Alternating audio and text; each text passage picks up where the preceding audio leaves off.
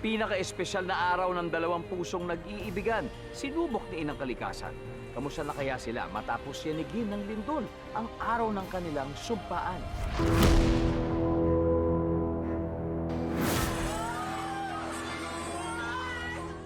Nobyembre 17, 2023, Biyernes.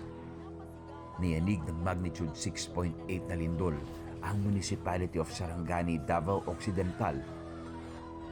Pinakanaramdaman ang lindol sa bayan ng Glan, Sarangani Province kung saan naitala ang intensity 7 ng paggalaw ng lupa. Hindi ito malilimutan ng mag-asawang si Karin at Jack. Ito kasi ang araw ng kanilang kasal. Kasi simula palang maglakad nila Karin at Jack noon nang biglang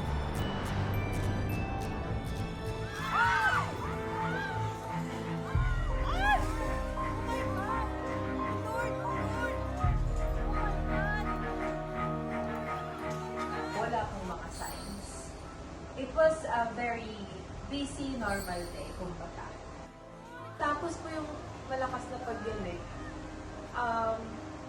konti na lang po natira dun sa venue. Ina-expect ko na wala nang mangyayaring kasal. Hindi na matutuloy yung kasal. The Lord, please, tulungan niyo po ako. Tulungan niyo po kami lahat. taong 2017 na magkakilala sa pinagtatrabahuan nilang cruise ship si Karin at ang Britol na si Jack. Si Karin ay Assistant Destination Manager at si Jack ay Second Officer sa barko. Napansin ko na siya kasi sobrang strict and hindi tumatawa. I like him kasi nga parang attractive po ako sa mga reserved na tao. So parang gusto ko siyang kilalanin. First time kong makagusto ng isang foreigner. Nagulat yung family ko kasi sabi nila, foreigner, naku, iba ang kultura niyan, seryoso ba yan sa'yo? Masaya din ako kasi nga, seryoso siya para sa akin.